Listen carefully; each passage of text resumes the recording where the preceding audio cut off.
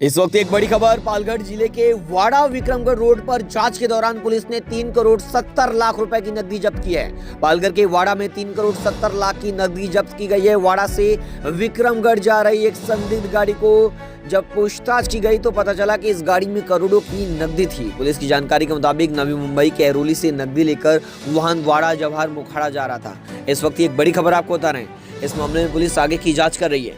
आमच्याकडं आचारसंहितेपासून वेगवेगळ्या ठिकाणी नाकाबंदी चालू आहे। वाडा पोलीस स्टेशनचे कर्मचारी नाकाबंदी SST BSTच्या पथकांमध्ये पण आहेत। तर आम्हाला अशी माहिती मिळाली की आमच्या नाकाबंदीच्या पथकातल्या अंमलदारांकडून या ठिकाणी एक वाहन हे QR कोड नसलेलं या ठिकाणाहून जात आहे, ज्याच्यामध्ये कॅश आहे। त्यामुळे आम्ही आमचे अधिकारी PSI टाकोरे आणि इतर अंमलदार यांना त्या ठिकाणी रवाना केलं।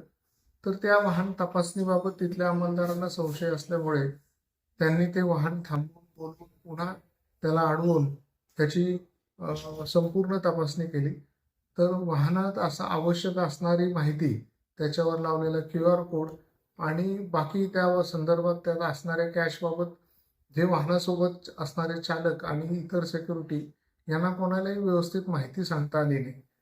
ही संशयास्पद गोष्ट असल्यामुळे त्यांना ताब्यात घेऊन आम्ही आणलं आणि या ठिकाणी आल्यानंतर त्याची प्राथमिक चौकशी चालू केली।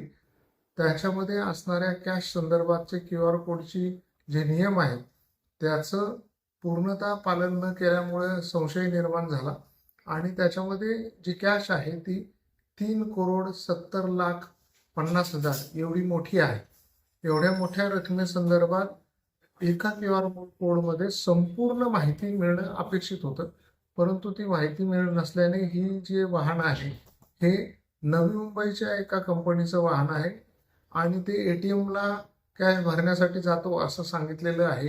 परंतु वास्तविक त्यांच्याकडे जी QRची माहिती असायला पाहिजे ती उपलब्ध नाही आहे आणि ती वाड्याकडून विक्रमगड मार्गाने जात होती। तर त्याच्यामधली संपूर्ण तपासणी करून पंचनामा करून ते जे संपूर्ण रक्कम आहे ती आम्ही या निवडणुकीच्या आचारसंहितेच्या अनुषंगाने पुढील कारवाईसाठी रिपोर्ट देऊन पाठवलेली आहे। त्या पद्धतीने पुढील आणखी तपासणी आणि याबाबतची चौकशी चालू केलेली आहे। धन्यवाद।